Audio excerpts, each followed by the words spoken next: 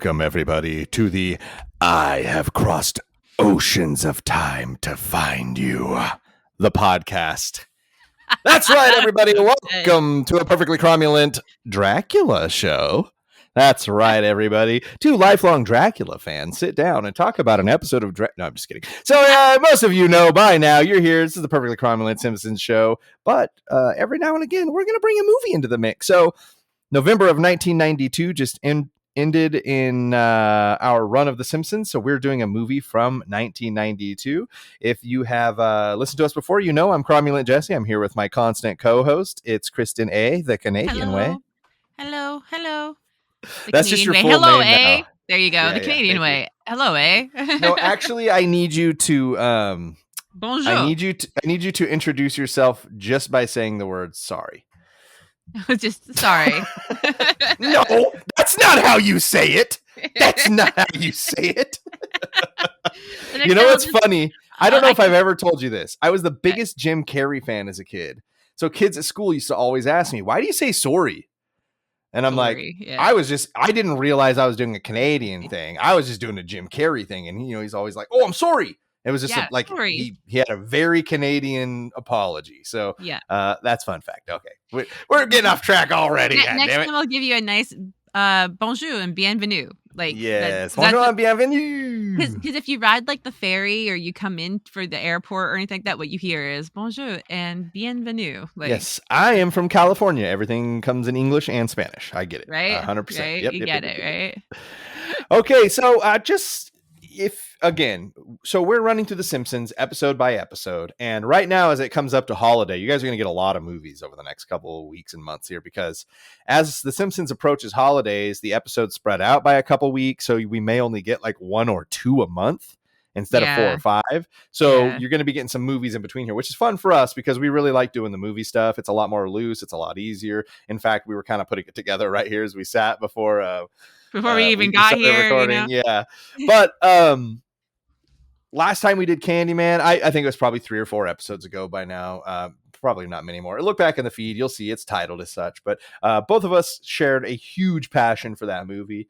Yeah. That was my choice. We got to November. Kristen's choice was Bram Stoker's Dracula. We haven't looked at December yet, but we will, and we'll pick something fucking awesome. But this is like the Dracula movie to me. Like when I probably hadn't seen it since I was 9 or 10 when we watched it together last night. So, or 2 nights ago. Like when you think of a Dracula 100%. Movie, this is the one 100%. That snapped, right? And I'll get to some more fun facts about that whole thing. But just like in the Candyman episode, I wrote a little essay.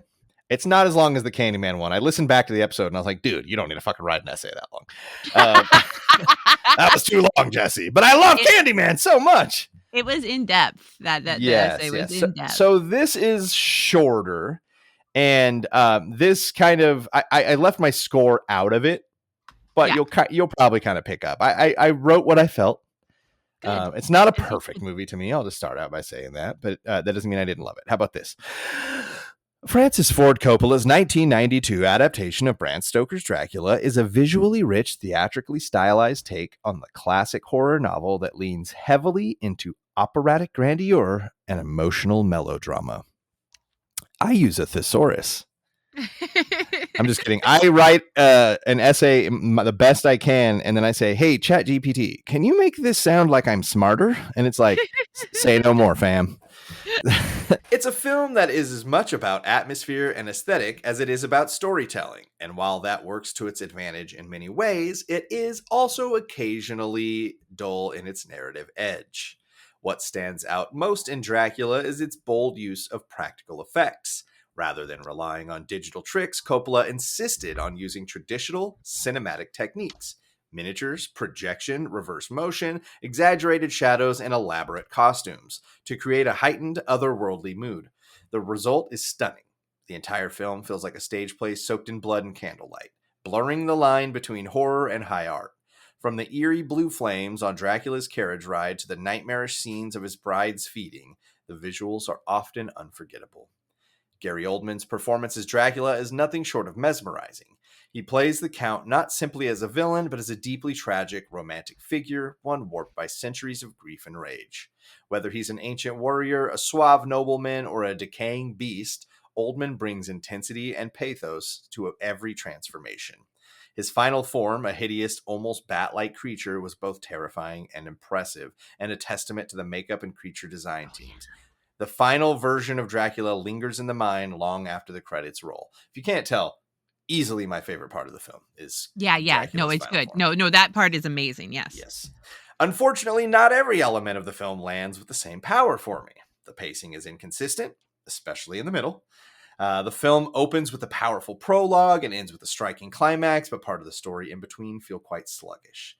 Scenes meant to build emotional weight sometimes veer into melodrama, and the romance between Dracula and Mina, while central to the film's theme, but not the books as much, occasionally lacks the spark needed to keep it compelling for nearly 2 hours. Now, we'll get to it a little later. I'm not done here, but I just know for a fact, and I'll mention it quickly, that Gary Oldman and Winona butted heads.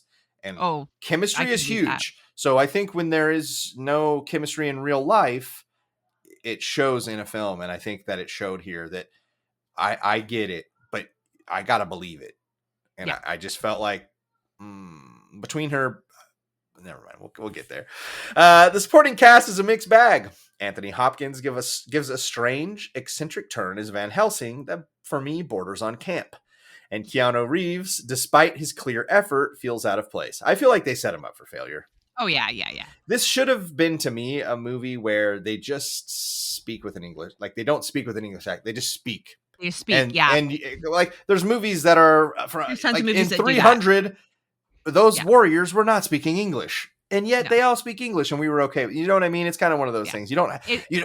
It's just like when you see a movie where everyone's speaking in whatever native Yes. accent they have. Like it's so Yes. you have like 1,000 accents going on. You can blow past it. Yep. You know. So let's see. Keanu Reeves, despite his clear effort, feels out of place. His British accent often distracting rather than immersive. Still, Winona Ryder's Mina grows more compelling as the film goes on, even though I felt that her accent was honestly the worst in the movie, especially as she begins to fall under Dracula's spell.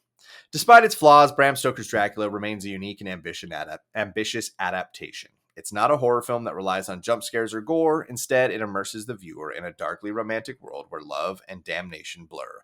Coppola may have taken liberties with the source material, but his vision is undeniably bold. You want me to do one more paragraph, or you got something? Well, no, I just had a thought really, really quick. Yes. I just realized that back to back, we've done 2 movies now where our like villain, horror movie type villain is in love, where it's actually like a low key love story between them and and two movies where we're meant. It's reincarnation both times too. It No, dawned on me while I was listening to that. It shows us what we love. It is a 2 movies too where they're like really bad dudes who we're supposed to empathize with at some point. Yeah. So. It's like there's a tragedy involved with them being who they are and the way they are. I just thought it was just like when you're talking, I was like, oh my God, they were both reincarnated. They're both like a monster's love of like object of love. Yep. And in a way, they both succumb to the monster. So it's just, Helen. It dawned on me when we were talking. Finish your essay. It's really good. This last one. Okay, I'll save my score till the end, but it's a beautifully crafted piece of gothic cinema filled with memorable moments and anchored by a phenomenal lead performance. Like, take every doubt out of your mind that Gary Oldman didn't put the fucking performance of a lifetime into this movie. He really did. Yes. He cannot be faulted for what he did. No. While it didn't fully hold my attention throughout, the artistry and mood make it worth the experience. I would watch it again, especially for fans of stylized horror and classic literature brought to vivid, sometimes bizarre life. It's so true. You're very accurate in all of that. In all of the things you said. Very, very accurate. Yeah, I mean, I have a ton of thoughts. I mean, as I told you before, because we watched it together this time. As I told you before, like it's been a mainstay in my movie collection since the day it came out, pretty much. Like the moment I could own it, I owned it, and I watch it frequently. there are parts where it dragged, and I really, honestly, I'm pretty sure, like, in my mind, those moments don't exist. I just go, okay, so bam happens, Yeah. then boom Yeah. happens, then bing We happens, talked then about it a little bam. bit off mic, where it's like we've Yeah. definitely have those movies where there's just boring shit in it. My example was Jurassic Park. Nobody Yeah. fucking cares about them sitting. Like, I know that it's pivotal and that, like, it's explaining to us how and why the decisions were made to make dinosaurs. I just want to fucking see some dinosaurs.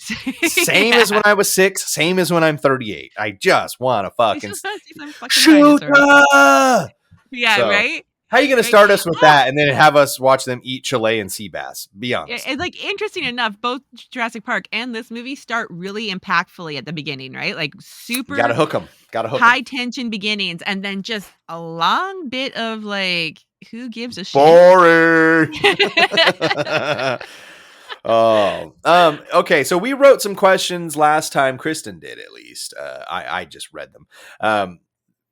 How about we just start? I'll read them and then we'll just both answer. Like, How about that? let's just Okay. read them and answer them. So whether it's your first time or 2 nights ago, what is your initial reaction to the film? So both times, I think every time I watch this, I get one same feeling, and I love the richness of color in this movie, and it always grabs me right away. The visuals in this movie grab me. The shadow in the beginning, you get the shadow puppets, who are the same shadow puppets at another part in the movie, and they're actually doing the scene from the beginning of the movie. Love it. Right? I love that like, each character kind of has a color that goes with the characters and stuff. Oh yeah, So Mina rocks that green, and then she just gets a little darker as the further she gets in league. Yeah, with like, at Dracula. first it's like all green, it's like green and white, then it's like green and black, and like, she does it. Yeah, she bad. Yeah.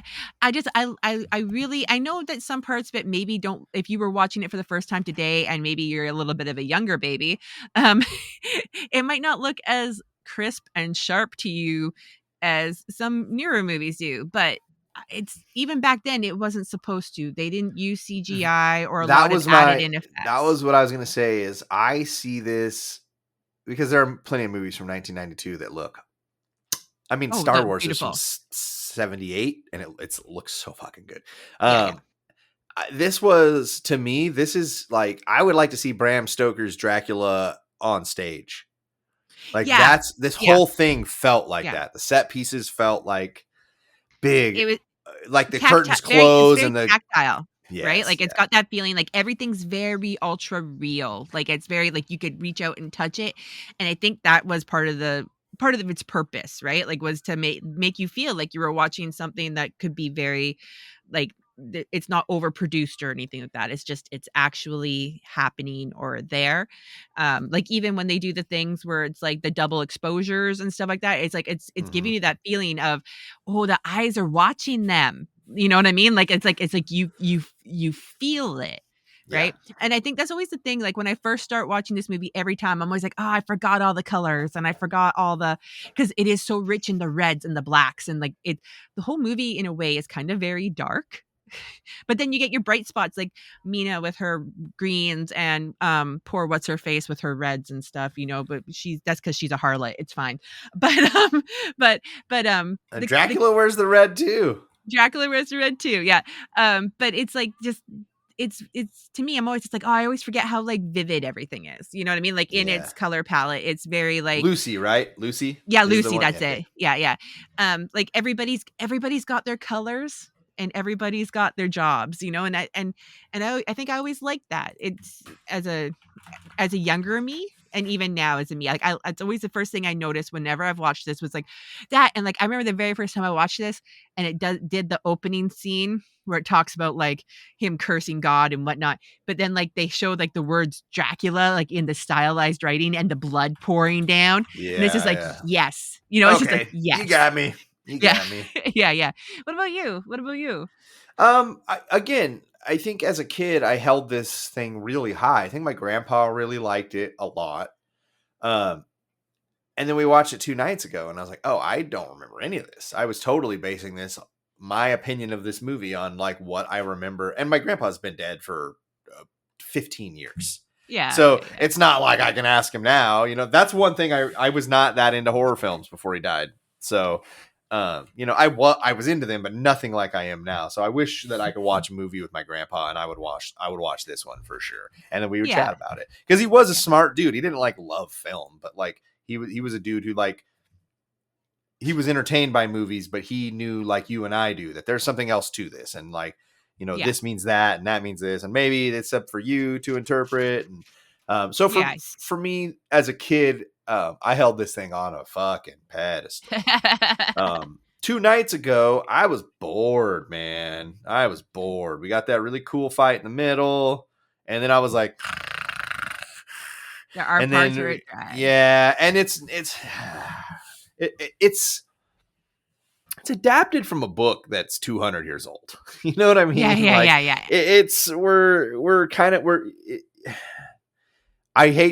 I don't know. I don't have a great explanation. Boring is the best I can do. Like, it just didn't grab me. I think Winona's accent was really tough for me. Fucking Keanu, I have to travel to London. Like, I don't know. I love Keanu so much. This was not good. This was not fucking good. No. He was the best part of Keanu in this film is when he was like a sick, like when he's sick. Yeah. Yes. Yeah. That was like, oh yeah, he's getting to like act right now. They're not making him do some like weird shit. Or like when he's once he gets into Dracula's castle, like when he's all like captivated, like captive and shit like that, like he has really good reactions. But like I said to you, like, did you know, like while we were watching this, did you notice the lack of lines he has said the entire movie? Like, if you actually watch it and pay attention, dude, as being billed as like one of the main actors, dude barely speaks throughout the entire movie. Well, don't forget, Drew Barrymore was billed as a top actor on Scream. So yeah, she died in the first like 30 seconds. What marketing? What marketing? I remember that shit because I remember everyone was all like so stoked. Oh, Drew Barrymore. And then you go and you watch it and you're like, I just remember I was impressed. I was like, go. Damn, they just did that, huh? Yeah, like they just killed her. Like it's done. Like you go get it. Like I was always impressed. Okay, what is your one-line pitch for this movie? Ooh. It's funny because we were talking about True Blood a little bit before we started this, and I feel like since this movie, there's been so many stories with, and not that there wasn't before too, but I feel like just like in our kind of lifetimes since this movie, there's been so many stories where it's like vampires are like ultra romantic. You know what I mean? Like, yeah. Like it's become a theme where these like vampires they're not just like sexy or whatever, like they're ultra romantic.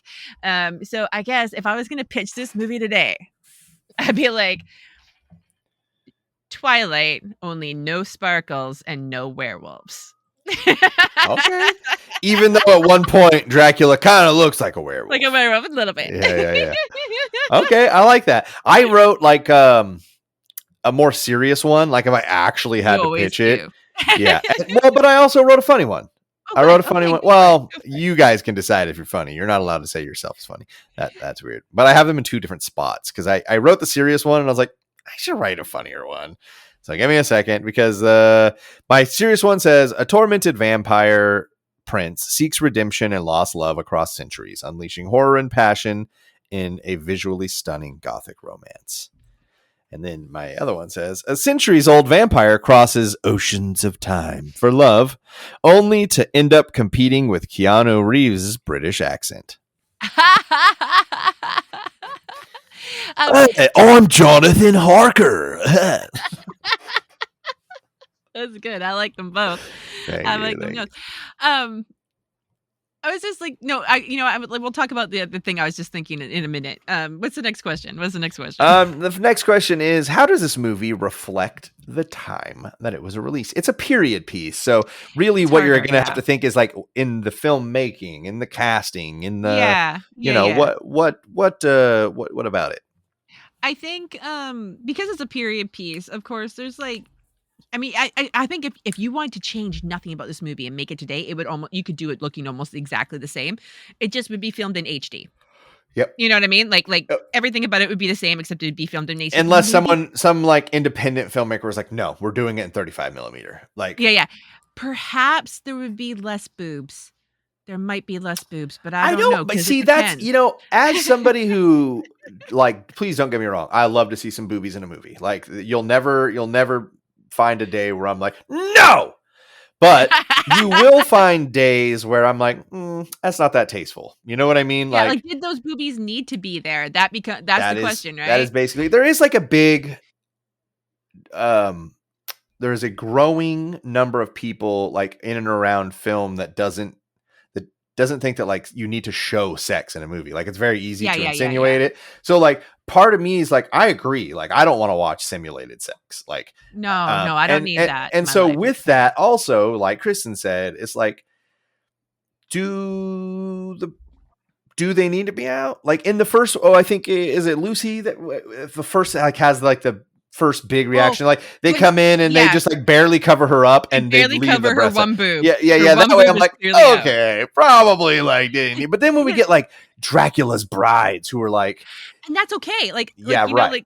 Like when they so like with the Lucy part, and it's such an watching it, and I've always thought this my whole life. It's such an awkward bit because he comes in and he literally is kind of covering her up, but just like almost moves it back a little bit It's to almost leave like her Coppola was boob. like, do not cover the boob. Yeah, yeah, like to leave her boob exposed. Yeah, And I'm just like, that's just awkward. Like, there's a room full of men, and it would seems to make sense to actually just cover her up, even if she's wearing right. something sheer, just cover her up, right? But like when the vampire brides like come in to play, it's like their whole essence of being at that moment Yes, is yes, yes, to yes. seduce Keanu Reeves. So having them come out all sexy with like a little boobage showing and whatever, totally makes sense, and it's a super hot scene. I don't care who you are. It's super Right. fucking hot. Right. We watched it with another friend of ours, and she also was the one that pointed out to us. She's like, this is like the sexiest scene ever, dude. What the fuck? And we were like, Yeah, yeah, like, it's all right, okay, you said it. Now we can all agree. yeah. What's funny is I wrote 4 points for how does this movie reflect the time it was released. My second point, early 90s eroticism. Oh, The yeah. early No, for 90s sure. saw a rise in mainstream erotic thrillers like Basic Instinct, Body of Evidence, and Dracula fits right into that. Oh, for If I'm sure. not mistaken, Wild Things is like mid 90s. We're like, Yeah. we're erotic thrillers were They were totally a popping thing. off in the Yeah. 90s. So Dracula fits in this cultural moment with overt sexuality, sensual costuming, and romanticized portrayal of vampirism as a metaphor for forbidden desire and repressed emotion. Oh, yeah. No, for sure. And I think you get that a lot in this movie too, because it's like the idea of, I mean, the whole thing about vampires as romantic or attractive or whatever is like, it's a no, right? Like they're evil. No, no, no, no, All no. right. Well, And until yet, Twilight. yeah. And yet it's kind of like there's a draw about it, Right. I So it's think kind that of like exploring that part of your human brain that's like, ooh, that's naughty. I want to know more. yeah. And I was going to say, Twilight kind of popularized it, but they didn't. Christopher Lee No. was like a brooding, like he doesn't even Oh, yeah. talk as Dracula. And every woman was like, ooh. That's hot. Yeah. Yeah, yeah, yeah. So, So I think probably, but like I think maybe if you remade it nowadays, there might be slightly like I don't think Lucy would have had her boobs out. You know what I mean? Like I right. think they would have left her, except for the part maybe in the garden, they might have had a little boobage. I Maybe some will side boobs, say, if I recall, you hadn't seen the new Nosferatu. No, I haven't. Lily No. Rose Depp's boobs are out a lot. A lot, yeah. I think yeah. and that is a decision that some directors make. It's just, in general, I'm speaking very in general. It seems like boobs have been toned down a little bit. Yeah, Um, yeah. I think that, I think if you're gonna remake it today, it would be that. But like special effects wise, it's if they were gonna do those same special effects today without CGI still, I think they would pretty much end up looking the same. Plus, part of his whole aesthetic with it was also a tribute to silent movies and stage stuff. So some of it was purposefully left looking the way it did, like just I off love perfect. this. Like Your points are you're like hitting my bullet points here. like they were left less than perfect. Like like Mhm. you could tell it was a model train because you were supposed to be able to tell it was a model train. It was never So meant to not look like a model train. I said the ways that it kept like the period is revival of practical effects and Yeah. classic filmmaking.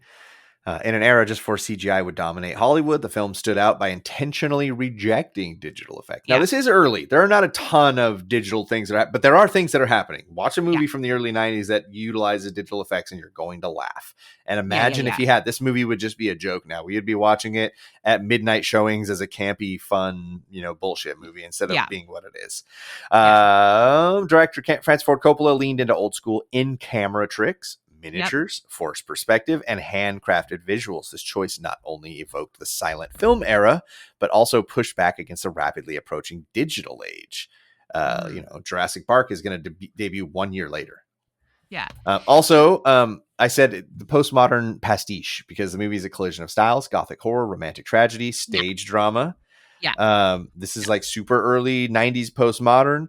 Filmmakers were experimenting with genre blending, and Dracula embodies that with lush visuals, theatrical tone, and the movie kind of pays homage to literature and film history.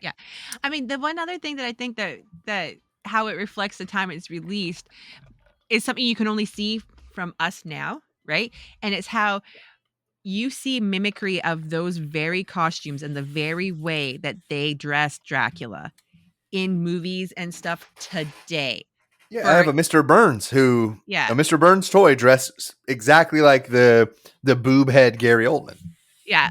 Even the way that they dress him when he's young and in London is like in new movies, you'll see them dress a bad guy almost like that's supposed to be in that time, almost like that with the little glasses and everything. It's like it created a very distinctive visual for people that is apparently has just somebody liked it somewhere, and costume directors were like, that's how we dress the bad guy.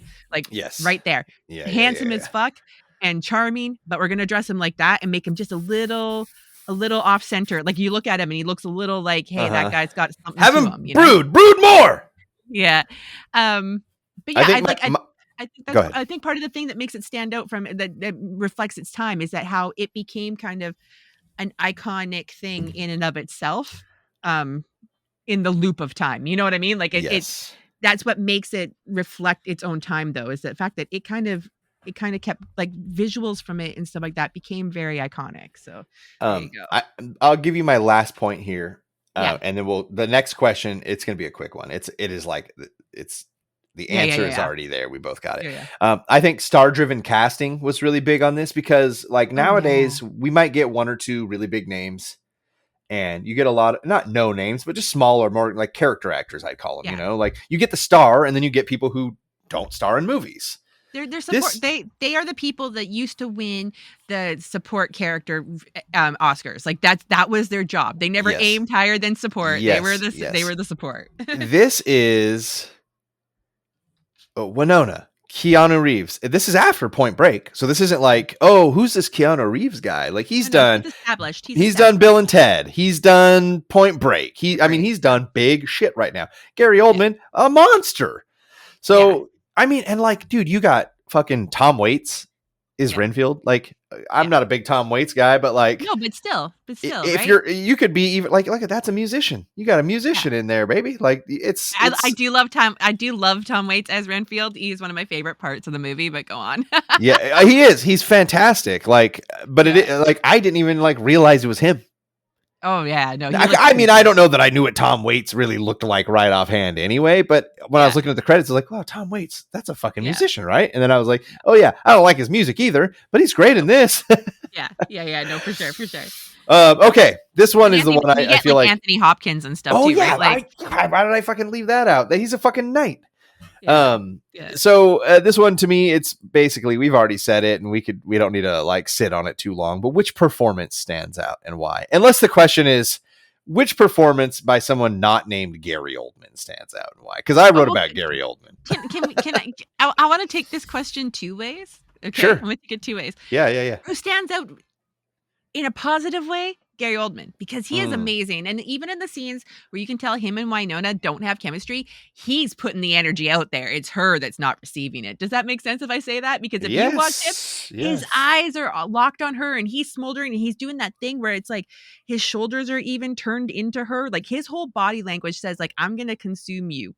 You know what I mean? Like when he's holding her close and stuff, his whole body is saying, let me bring you close. She's the one who looks awkward as shit. You know? Like her eyes do not give out, her eyes and her body language do not project the same energy that he puts in there until the end of the movie when she's evil. When she's evil and he's dying in that scene. Yeah. That scene, she is actually great in that scene when he's evil and dying, and the way she acts when she's protecting him, and that whole thing back into like where they bring it back around to the church. In that scene, she is great. She is great in that scene. But all the rest of the times, the interactions between them, it feels like she's like, when I'm watching it, I feel like she's not giving what he's giving. So he stands out in an amazing way. Let's now say what doesn't stand out in a good way. Winona Ryder. I don't hate Winona Ryder. I quite like her. There's a lot of movies she's done where I quite enjoy. She's probably not my favorite actress in the world. She's the worst part of this movie. Yeah, like I'm gonna be honest. Like she's never been my most favorite actress, and at this point in time in her career, for some reason, she's gonna do more than one period piece where she uses this accent. It's a bad move. You know, but in any case, I feel like in so much of the movie, she is the least interesting character on the fucking screen. Like, give me Lucy. I want to know more about Lucy. Why are all these men so fucking in love with her? Is she like all She's that? I want to know. Yeah, we know that, but I mean, like she is the most interesting thing on the screen, and I just feel like Mina.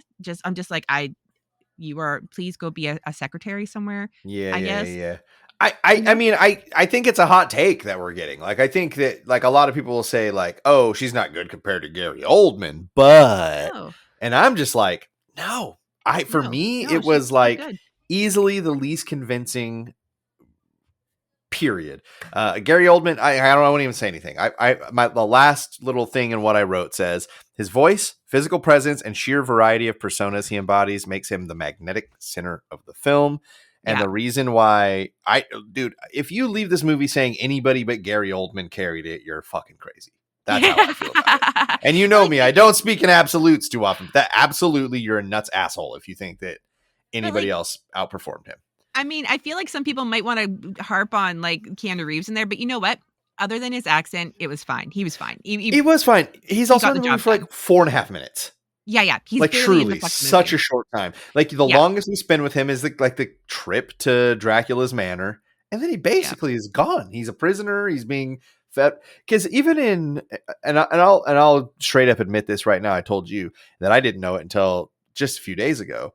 I did not know because again, I watched this movie so long ago that I didn't remember the beats. Yeah.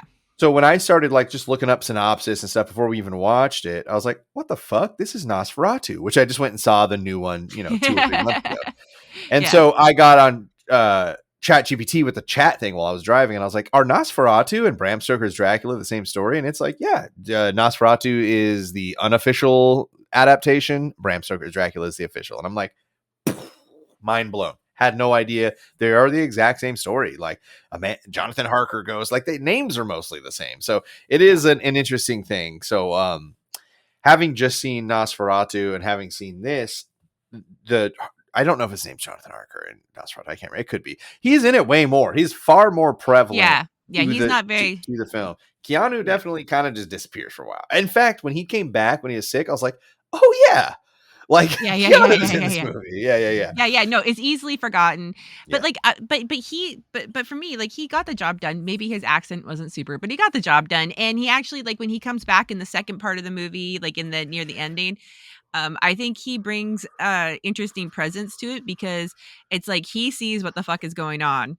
And you can see he sees that because he lets her go. And I think he does that scene rather well because even the look on his face is like, yeah, fuck it. I've lost. Like, but I love her and I don't want to kill her, but I fucking lost. Just like, she's crazy right now. Let her be her, but and again, that's the only, in the whole movie, that's the only time I felt like Winona Ryder really shines is when she starts going crazy and like using spells and protecting Dracula. Like that's the only time that I really felt like she was interesting or she was good. The rest of it, I was like, can you just get off my screen now, please? No, I even thought that as a kid. I was like, I don't like you. You know what? I just want to take a step back and throw props to someone I don't think we've even mentioned yet. And who was also huge at the time. So when it kind of goes in with, it's fucking Carrie Elways. Yeah. Like Because he's he's got Princess Princess Bride. Bride and stuff, right? I Like, believe The Crush came after this, but that's yeah. still like, I mean, Well, and he's a in a hot few years, commodity at the point. yeah, and in a few years he'll do stuff like Saw, Yeah, like exactly, it's not like exactly. he's a nobody. We know who he is.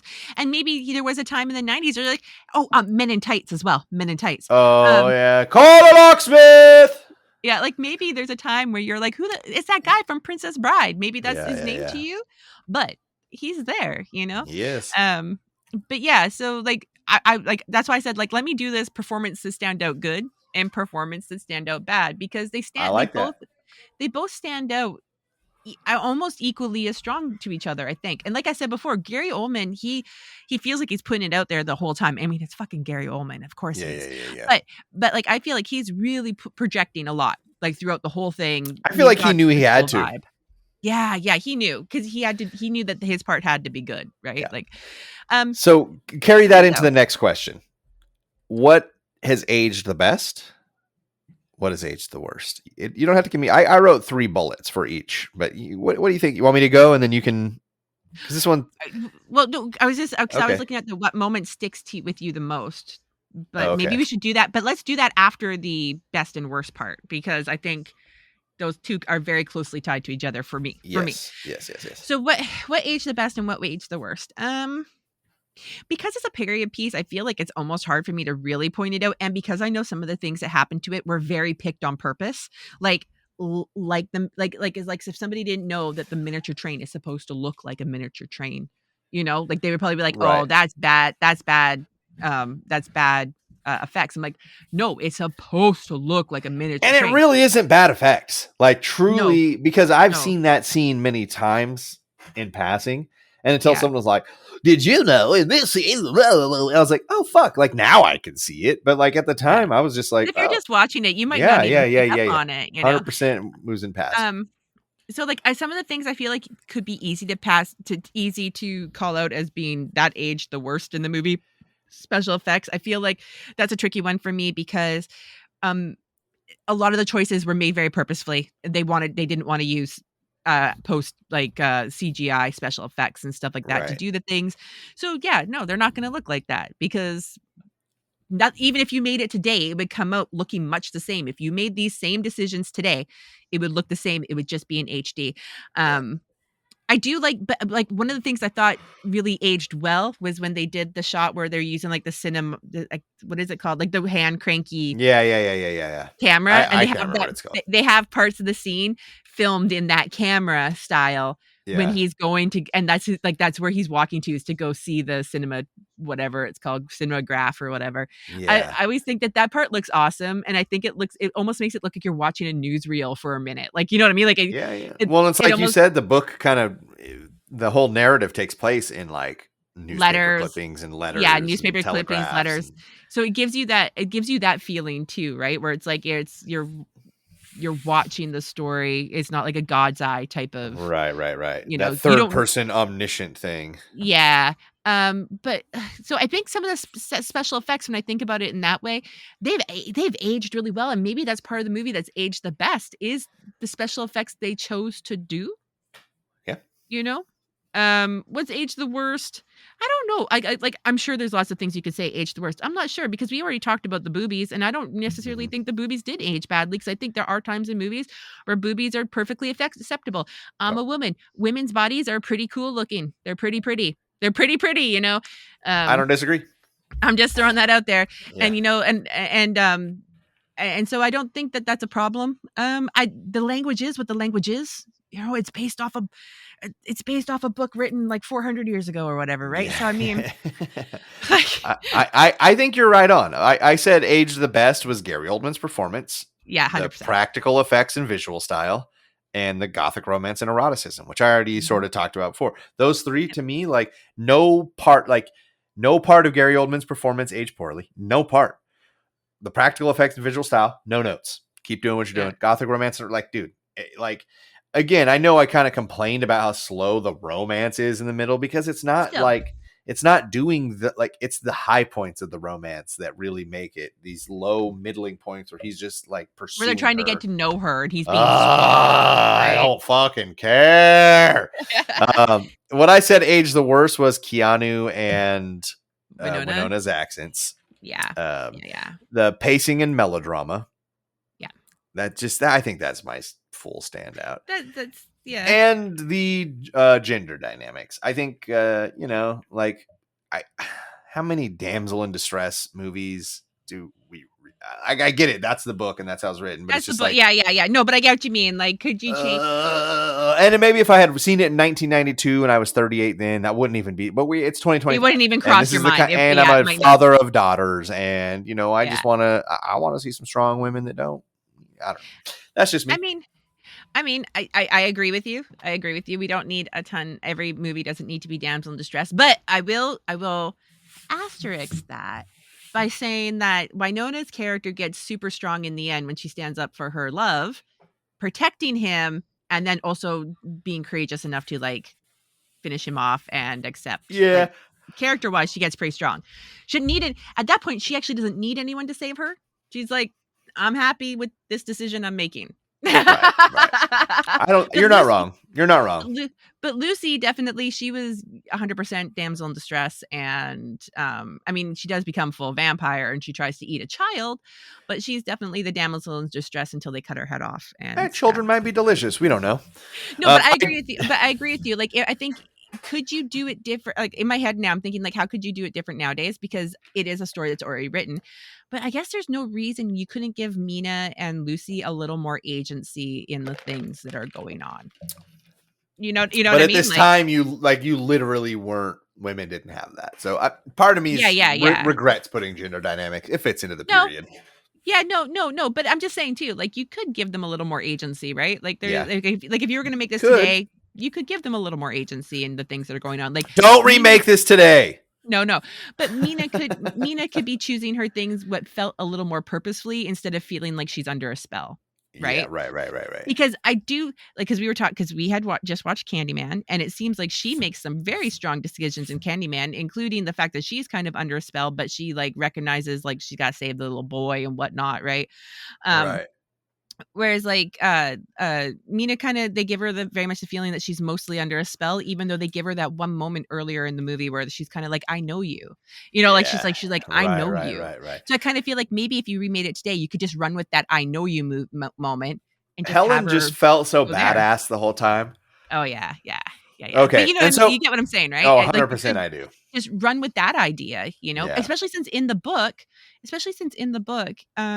it's all done through letters, newspaper clippings, and stuff like that. Like you don't get the same feeling from it that you get from this. So that's I'm just saying, like that was just a thought exercise. I'm sorry for taking you on it with me, but I wanted to at that point. That's what we're here for. I purposefully transposed these because I thought it would be better to talk about what sticks most. Yeah. Yes. And then talk about what moment sticks with you the most. Yeah. So I think there is two moments, but they nope. I said which moment? No, but they parallel each other. Okay, so the part where it's always been for me, the part where the princess throws herself out the tower because she believes her prince is dead, and him finding out and how emotional and rage filled he is, and like that he's like stabs like renounces God, stabs the cross, and like just basically loses his shit. Then drinks the blood that's coming from the cross and is all like, "Fuck what I y'all." do when I see mystery blood. I just drink it. Yeah, he's all like, "Fuck you all. I'm gonna live forever, and I'm gonna get her back, and also I'm gonna make your lives a living hell while I do it." I love that part, but I also love the mirror of that at the end. Like for me, it's kind of like they kind of go together at the end of the movie when the cross gets healed and Mina is protecting him, and she realizes that in order to like break the curse, she's got to end him. Yeah, because it's like that's part of the whole. It starts there and it ends there, and I always like that part of this movie is that it starts kind of the movie actually really starts in that church moment and then ends in that church moment. I've always liked that, so it's kind of that's how I those moments stand out to me. And when his face goes young again, he's all fucked up and dying and shit, and then his face goes young for a I was gonna moment. say it's less the narrative and the writing in that part, and just the effects for me. His The final visuals. form, and like you said, Yeah. the transformation back to because Gary Oldman was only like 38 when this was filmed. So when you see him all aged young. up with just the makeup, you're like, yeah, fuck yeah. And the aging up is good. And that's everything that stuck with me are practical. As just a horror fan in general, especially of the late 80s and early 90s ilk, please fucking bring back monsters that I could see the zipper on. Like, I don't care. That looks so much better to me than these giant CGI. I don't know. Yeah, I'm done I with get it. CGI There's a monsters. place. There's a place for CGI, and it Yeah. Jurassic Park did it very well. Like I also get that we're at a point now where CGI is cheaper than practical effects. So for a small filmmaker, yeah, I get it, but just understand that, like, dude, in 10 years, this CGI is not gonna. Yeah. Even early like Marvel stuff, every now and again in the break room at my work, we'll throw on like FX and it'll have like, Daredevil from like the 2010 or whatever.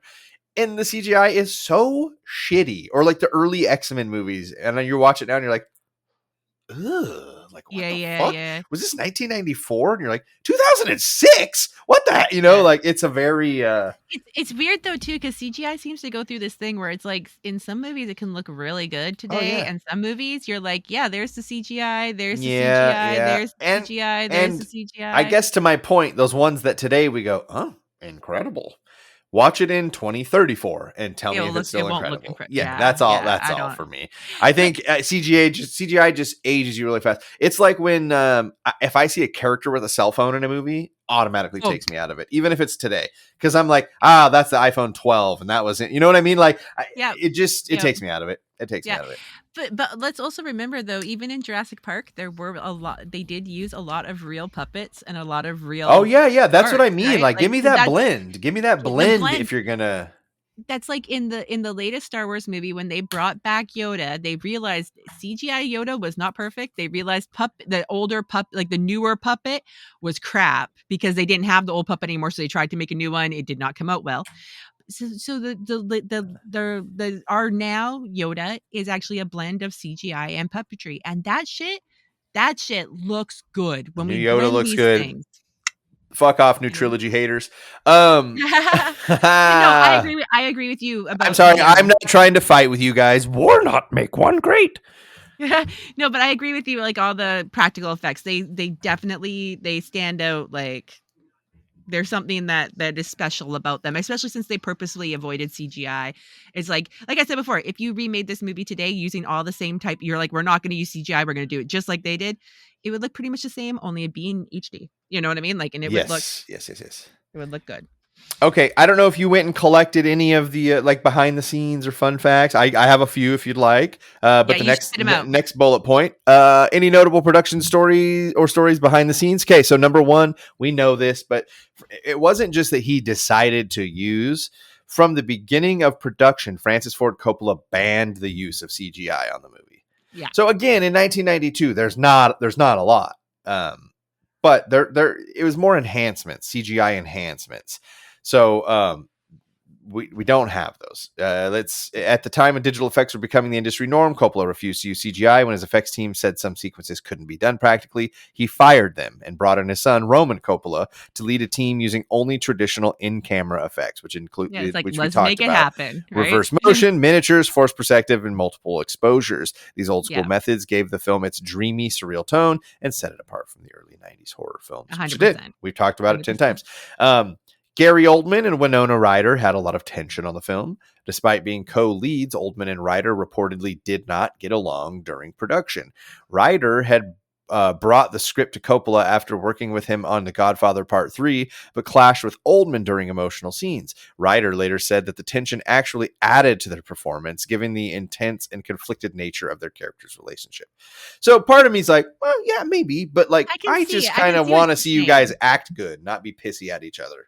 Yeah, I didn't pick that up because I thought she acted so shitty in this movie that like I wasn't going to pick up any subtle like I feel bad. I'm talking a lot. I love Winona. I fucking You're good. You're love good. Winona. This was the worst Winona shit I've ever seen in my life. I was just thinking that, like, I can see what she's saying about how she thinks maybe it added to the tension, but, like, I don't feel it. Like, I can see Right. it. If I think about it, I can see it, but I don't Sure. feel it. I don't feel it. I do know that, like, at one point, Winona also claimed that because Oldman stays in character, which apparently he does often, right? He's one of those Method. people that he's Yeah. and she said that scared her. And I could see how, but people often say that about, like, method actors, right? That they trouble me. Yeah. Right? They're like, Daniel Day-Lewis is like famously like such a fucking asshole when he was playing Abe Lincoln, he wouldn't respond to anybody unless they called him Mr. President or some shit like that. yeah, It's like, all right, yeah. dude, like I've never been that famous or that artistic, so like I can't even fathom that type of douchebag energy. Because to him, No. he's not. He's like he's just doing what he needs to do to be, and he in the already is moment, known right? as one of the greatest who've ever done it. So it's like, Yeah. yeah, it makes sense, but you're being an asshole while you're doing it.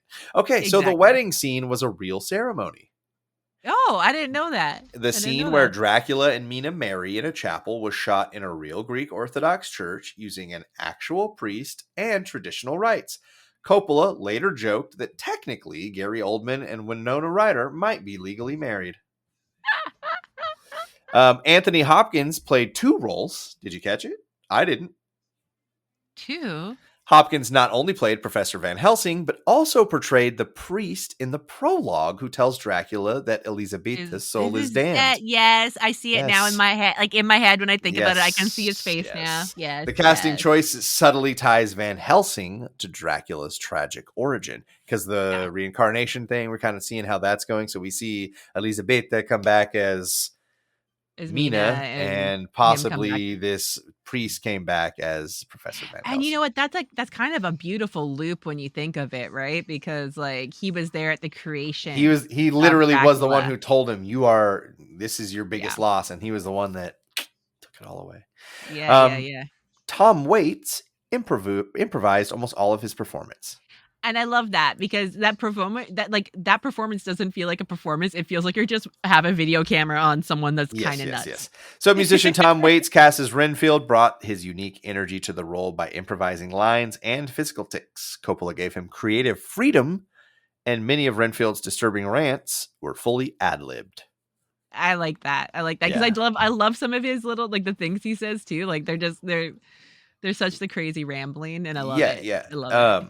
He's, again, I didn't know it was Tom Waits, because I'm not a like that. Yeah. Tom Waits isn't a face that appears in my head.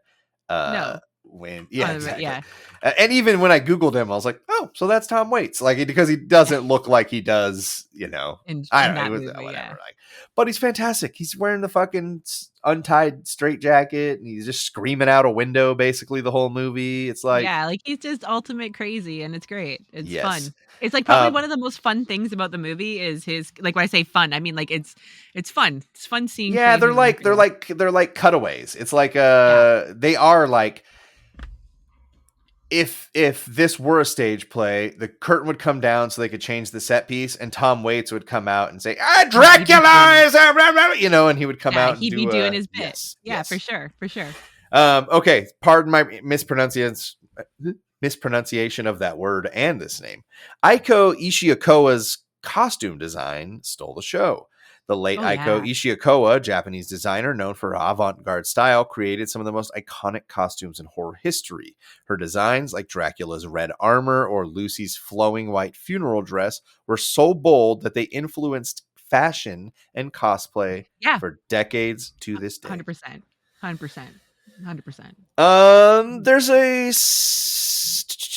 There's a moment where Dracula, partly transformed into a wolf, seduces Mina in a garden. This scene was meant to that's be... Lucy. That's Lucy. Oh, you're right. This scene was meant Dracula to be before, but it's Keanu Reeves and Mina that get married in the Greek church. Sorry, there we go. Oh, you are correct. Yes, I apologize. Right. No, you're good. You're good. The scene was meant to be animalistic and supernatural, but it drew criticism for blurring the line between seduction and assault. Even on set, there was discomfort around filming it. Okay. I have something to say about that scene, because that scene feels uncomfortable, but part of me says it's supposed to feel uncomfortable because she goes out to the garden. She's clearly looking for him. Okay. And Mina goes out running after him and she walks in on this very awkward scene. Neither one of them looks upset to be there. So I'm okay with that. But like, I think as a viewer, it's supposed to look very intense and uncomfortable because I think you're supposed to be kind of almost seeing it through Mina's eyes, who she's like, what the hell is going on here? Right. Is that a wolf? Like, you know what I mean? Like I think it's supposed to make you feel uncomfortable. And I think like it's not the first time in movies where things feel uncomfortable, right? Where like a sexy scene feels uncomfortable and it's meant to feel uncomfortable. I'm thinking of the movie Eyes Wide Shut, which has a ton of scenes like that where it's like people were like, we didn't like watching that, you know? Yeah. Like but it was supposed to feel like that. I think I totally agree with that, and I totally am okay with that if when they say cut, all the actors are like, oh, this is gonna fucking rule, and they're not going, ugh, I feel icky. You know what I mean? I don't want that for anyone. No, agree. Not for my entertainment, you know? No. You want everybody to be okay with what's actually happening. Yes. And I'm not saying you were saying that either. I just like that's where I sit with it. Is I'm like, but like in the movie, I think watching the scene is supposed to feel uncomfortable. I don't think it's supposed to feel like it's something that's supposed to be happening. I think it's supposed to feel like something so bizarre and so out of the norm. It's like you can't have him be a man, because if it's a man having sex with a woman, that's that's maybe weird that they're doing it in the garden, I guess, in 1800s or whatever. But it's not disturbing, maybe, especially since Lucy's not really married or anything at the time, and she clearly has many male suitors. Yeah. So maybe also it wouldn't be that uncommon to find her doing something like that in a garden. I don't know, but I'm just saying, hopefully like, not with too many wolves. Right? No, but I can see how that filming that or making it, like, people would be like, yeah, that was weird. You know what I mean? Like I could totally see how it would be like uncomfortable in that. That was strange. Because also the makeup was really good, and the way that the two of them are acting, it's like, yeah, that's, I don't know what I'm seeing. It is an unsettling partial like, wolf that he is. Yeah, it's like, I don't know what I'm seeing. It's weird. It's weird. What would you say the film's legacy or influence? Did I miss one? Wait, I was just going to mention one other thing. The movie features many special visual effects from Nosferatu 1922 and Dracula 1931. Just so we know. The hand shadow? The shadows. So for Nosferatu, you get the Dracula shadow moving independently. So in Nosferatu, it's like the iconic scene where his like shadows doing stuff, right? Yeah, like stretches out across the whole room. Yeah, and then also the rats, like, so they use the rats partially because of Nosferatu. His elongated fingers and how like he stays eerily still at sometimes. That's also a reference to Nosferatu. That rat part did rule. Yeah. And the lighting and the silhouettes, the heavy use of lighting and silhouettes, that's also a tribute to the movie Nosferatu. And then for Dracula, you get that. So Dracula, Bela Lugosi's cape. That's why Dracula in this movie, Dracula wears a high collared black cape when he first appears in London, is to mimic that black cape. The line, "I never drink wine," is in Dracula 1931, which is also the same line that Oldman delivers when they sit down and Keanu Reeves like, "Aren't you going to have some too?" And he's like, "I never drink wine." So it's the same thing. The hypnotic stare, which is, if you've ever didn't know anything about Bela Lugosi's Dracula, the hypnotic stare is everything. And of course, because they even do the like close up on his face where the whole face is dark and just his eyes are lit up. You can just see his eyes. Yeah. So that's another one, another nod to Dracula. And then the stage light presence. So the fact that you were saying earlier or before the podcast, maybe you're saying, I feel like I'm watching a stage show and stuff like that. That is a nod to Bela Lugosi and his stage like presence in Dracula. So there you go. Just love it. A couple little comparisons between the three movies there. There you go. Okay, move on. Okay, sorry, didn't mean to cut you off. No. So this one, legacy or influence, this could be, how do you feel this affected the world when this movie went out? What did it do for cinema going forward? What did it do for fashion going forward? What did it do for anything going forward. What is this movie's legacy? I did bullet points, but if you got a spiel, let's hear it. Well, it's like you said before, right? Like the costume design did have an influence even on fashion. I think especially some of Lucy's costumes and the Dracula's armor that he wears in it, that is based on like the human muscular system. And I do seem to remember that in the 90s there was some stuff about that in clothing and things like that too. And I feel like maybe there was a lot more I mean, it was a big movie at the time. But let's not pretend that it wasn't a popular movie. Oh, It was no. a I very think to this popular day, movie. like if you say Bram Stoker's Dracula, and not to say that, we are from different countries, but not to say People that know what it either of is. our countries are not full of literate people, but they're going to think of a movie, not a book. They're gonna think of this movie. They're gonna think of this movie, even if they've never watched it, and they're gonna know certain things about this movie, and they're gonna know what certain things look like from this movie. Correct. Just for reference, it won 3 Academy Awards, including Best Costume, Best Makeup, and Best Sound Effects Editing. It was nominated for Art Direction, and it also won BAFTA awards for. It also won some BAFTAs and was nominated for cinematography, costume, and visual effects. So any movie that wins costume awards, any like Oscars and BAFTAs, they definitely have an impact on fashion for the next couple of years. Like it's a thing that happens all the time. And I think that's really easy with this movie, all the shears that they do. And I was definitely a teen by in the 1990s, and I will tell you there was a ton of sheer type of clothing out there. There was shitloads of it everywhere. Or things that were meant to look sheer too. Things that were meant to look sheer too, right? So I mean, it definitely had an influence on fashion, and you mentioned that earlier too, but it's proof is in the pudding. It won Oscars for costume design, so of course it's going to influence fashion. Also, it is the fashion in the movie is very artsy. If you think about it, like the armor that especially the armor that Dracula wears and Lucy's clothing, I think, are the most kind of artsy, flowing. Everything's flowing. Like even his armor is flowing. It's got the lines like your musculature, right? But it looks like it's flowing. Like if you go back and look at it, it looks like it's all running around him type of thing. It looks like silk ribbon. Yeah. So that stuff's going to influence fashion designers because that's the shit they vibe on, right? Like they love that shit. I think the idea of what Dracula looks like, there's basically, to me, from what I have learned in my life, there are 3 types of Dracula that people think of. Well, they think of Nosferatu a little bit, but not that much. Right, a little bit. They think of Bela Lugosi. When you think of cheesy Dracula, like, so if you're looking for your cheesy Dracula costume, you're going Bela Lugosi. But if you're going for your cool Dracula costume, you're going Gary Oldman. And you're and if you really want to do a deep cut, you're doing the Gary Oldman with the boob hair. You know what I mean? Like, yeah. And we see, if you watch movies and stuff for quite some time. Yeah, I think even I saw a reference to it in like a Halloween part of a movie or a TV show recently where someone was dressed as Gary Oldman's Dracula. I mean, it's iconic. So it pops up. Am I crazy? I fucking love Christopher Lee's. Is that not as like, I feel like to me Christopher Lee's is like, yeah, that's the one. But I know Bela Lugosi is like, he's the go-to, right? Fuck, I love Christopher Lee though. I'm looking at a side by side right now of like it's got Bela Lugosi, it's got well, I put in all Dracula. So there's one that has like 9. It's got like the Dracula from Hotel Transylvania and stuff. So and then we've got, here's the one with Nick Cage as Dracula. That was actually not bad. Yeah. Okay, so you want mine? Yeah.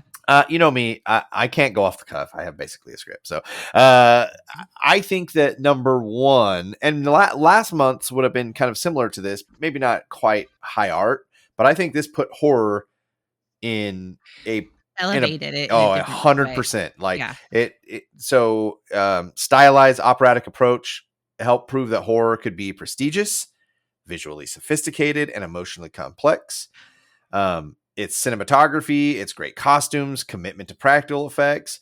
It gives like a Baroque theatrical feel. Yeah. And again, it just elevates it, 100% elevated. Like, think like later we're going to get like, it's going to be a while, I feel like, until you get like major elevated horror, but like, dude, think about like The Others Yeah. or The Witch. Yeah. Or I've actually not personally seen this one, but it was referenced in as elevated horror's Crimson Peak. It's Guillermo del Toro. I feel like I need to see it. Yeah. So it just like it showed that like horror could be sensuous, it could be romantic, and like you said, it's Oscar worthy. Yeah. And I think too with this particular one, even though it is like horror, it it's a movie I know people that don't like horror, they've watched and they've watched more than once, and Right.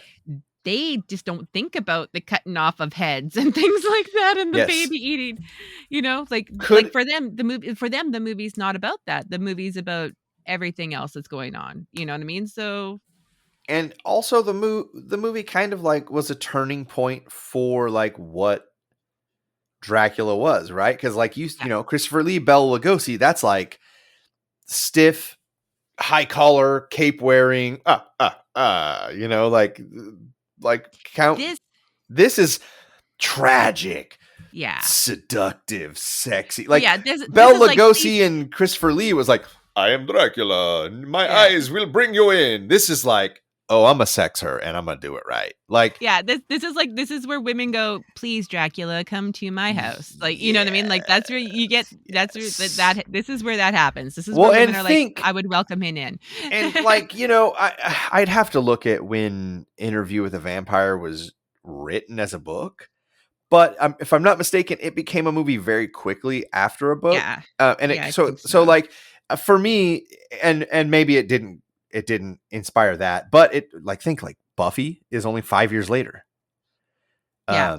Twilight is 2008, and it was written prior to that.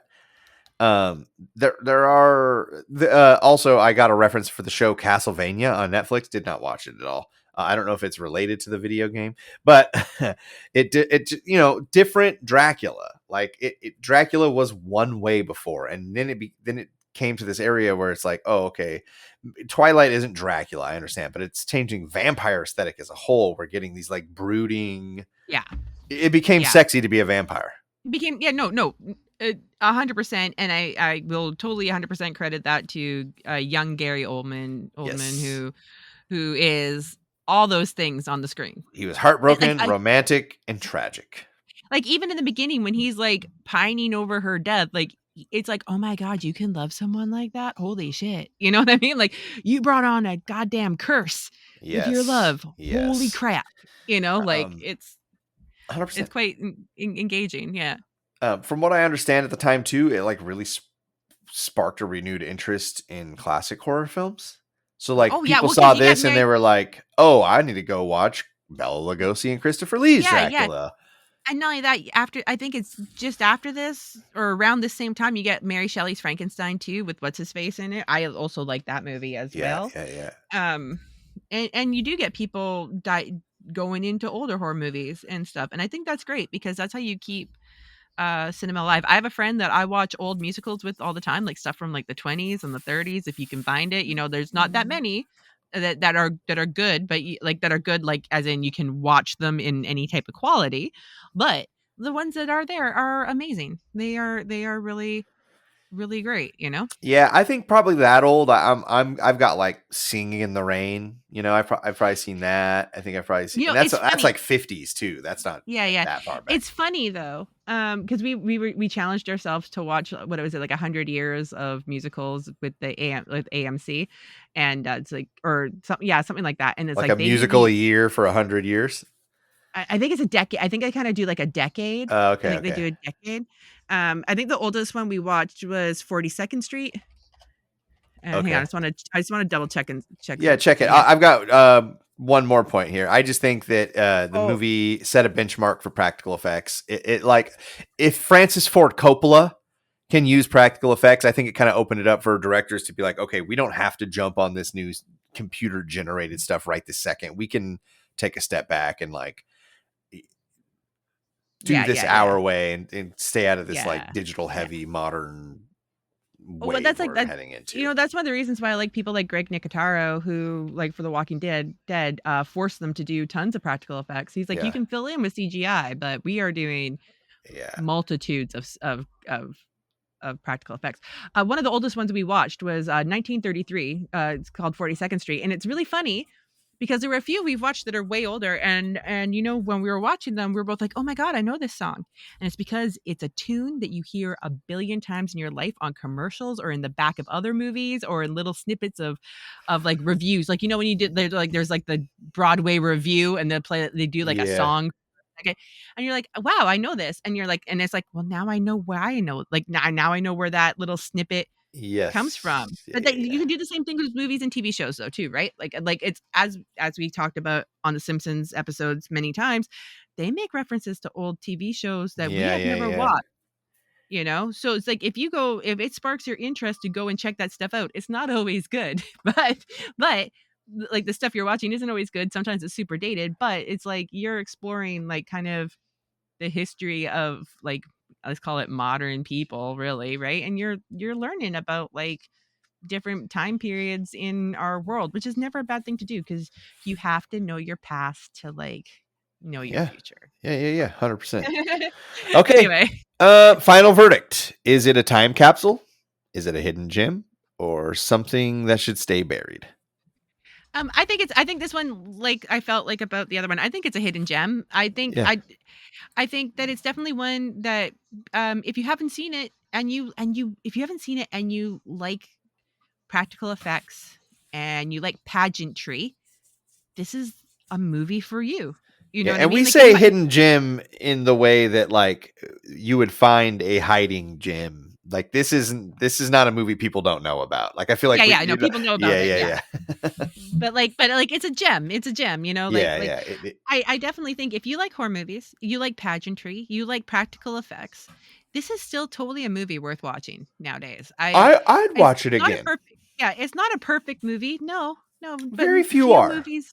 Yeah, but you are going to see a really great Gary Oldman in it, and you're going to see a really over the top Anthony Hopkins.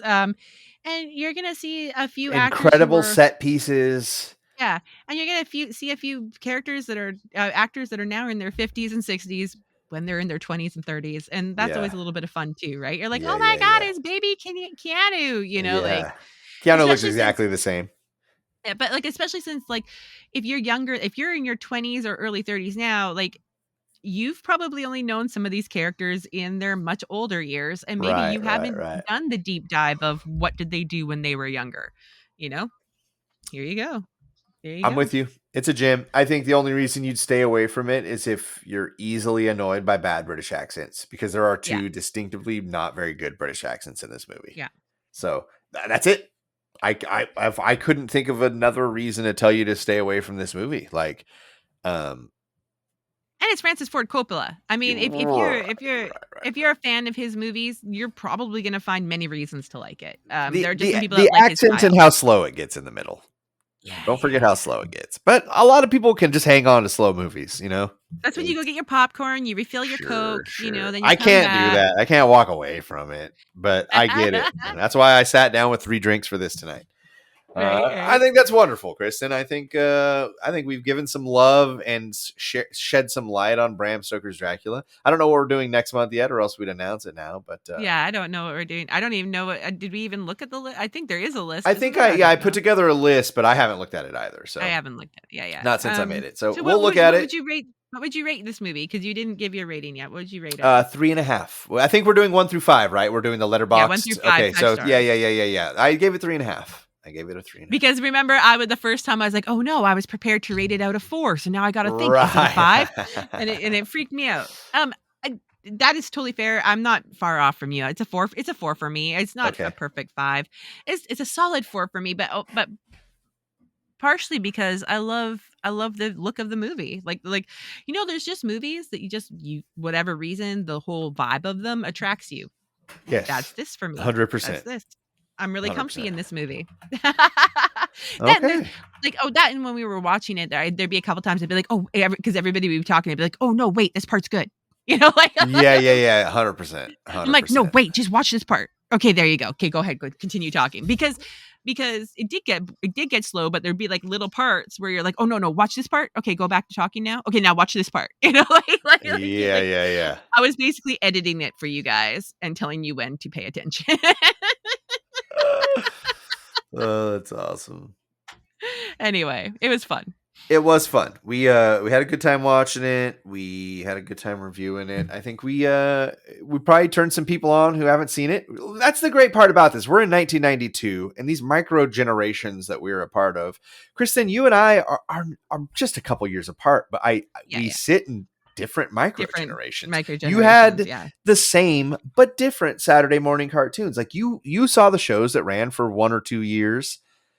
For the 1 or 2 years before I was watching, you know what I mean? Like, and I was watching them when you're like, what the fuck is that? I was too old. I wasn't watching it anymore. You know what I mean? Like, so even though this movie is only 30 years old and quite famous, I think there's going to be the person we watch it with. I just don't like outing anybody. The person we watched it with, they're on the much younger side. And they had never seen it.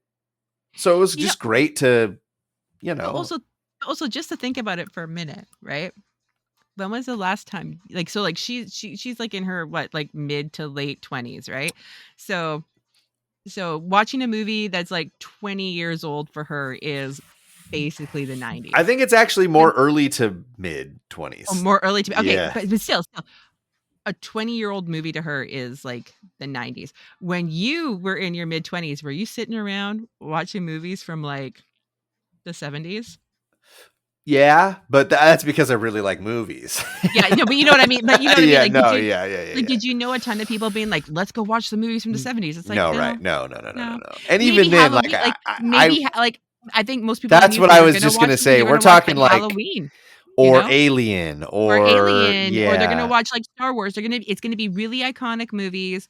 Well, that's exactly what it was. I was gonna say that movies weren't as easy to get hold of then. Right? Like you couldn't just go like, what do I want to watch today? I'll just pay that $9 and watch it. Yeah. So like, I mean, it makes sense to me that there's going to be people out there that never really watched it. They probably know about it. They've seen images or know the reference, but they never fucking watched it. Go watch it. And there's going to be some people that are like, I can't do those accents. Thank you guys for letting me know. And in that case, you're welcome. And that is fair. That is fair. So, check us out, guys. Social medias at Cromulent Show. Email us, cromulentshow@gmail.com. We're there sometimes. We're going to be doing these. I think we're not going to do any announcements, but there might be a more widespread movie thing coming down the pike. We'll see. Yes. If you're lucky. There is. I'm almost ready. Okay. So we'll do an official announcement soon, but, our good Canadian friend up there is bringing a really fantastic movie podcast idea that will sort of separate the two here. So I think we probably won't be doing a lot of movie stuff in here because I want to save it for your show. So once Kristen thing gets going, we'll announce kind of more about that soon. This is the teaser. Kristen's got something coming and it's separate. It'll probably pull movies out of our feed only to put a much more in-depth movie show even though we talked about doing 30-45 minute episodes for these and we're not doing a good job. We're not good, guys. If you haven't figured we're long-winded and I knew that we are not good at the short things. We're not, so hang with us. It's not our deal, but you guys know where to find us. Hope you guys liked this. We're going to keep doing it until we do the other show, and these will always stay here, so we've got that. And keep hanging with us for the Simpsons stuff. We've only got like 800 episodes to go. Only 800 or so. And we're in the golden years right now. It's gonna get draggy soon. Maybe we'll start doing 2 episodes per episode or something, but we might have to if depending on what starts happening. Yeah, exactly. So thanks for hanging out with us through this journey. Thanks for hanging out with us while we do tangents in show, and now we're doing tangents as shows. So thank you guys for sticking with that. And if you skip these, you won't be hearing this anyway. But I'm glad you're still sticking with us for the Simpsons stuff in between. Kristen, anything final? Go watch the movie. Go watch the movie. And instead of the regular, I'll send you guys out with a